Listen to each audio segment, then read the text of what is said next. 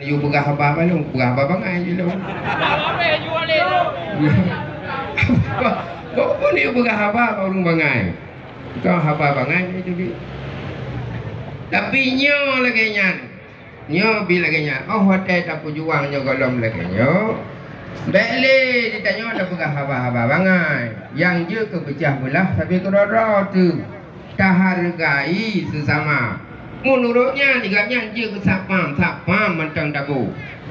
Itengkunya je ke pulin. Jadi sama-sama tambah hargai dari atu sampai uyuk sama tu. Makna sama akibat.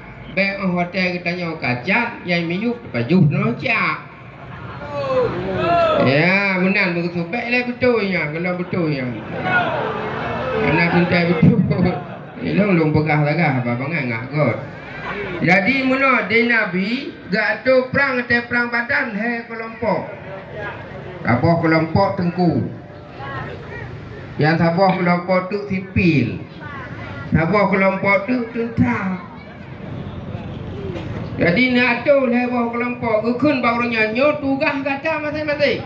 Tapi masing-masing sabah menyahana kata kalah.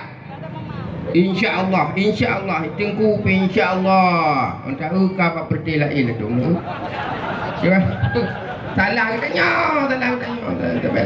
yang salah hurun ya punya kira-kira ayah tu ia saradang nyanyi tak peluang maka Abu Ci ditirau kun yo hotel lung hanali nasa gunuman bici ke apa katnya tegedi merdeka Aceh hana musa pimpinan bici ke katnya pegang mulu kalau merdeka ada lagi nyo kada pemung ron Bandung je ke tipin motor awak dua liku nak perlu liku pugro je home punya ikut lewat liku bae perangkah hok kadu ha katrun ane je kebun lagi nya hormati uli liku got tumut i semua ni pecah semua kau persatuan penting rupanya persatuan.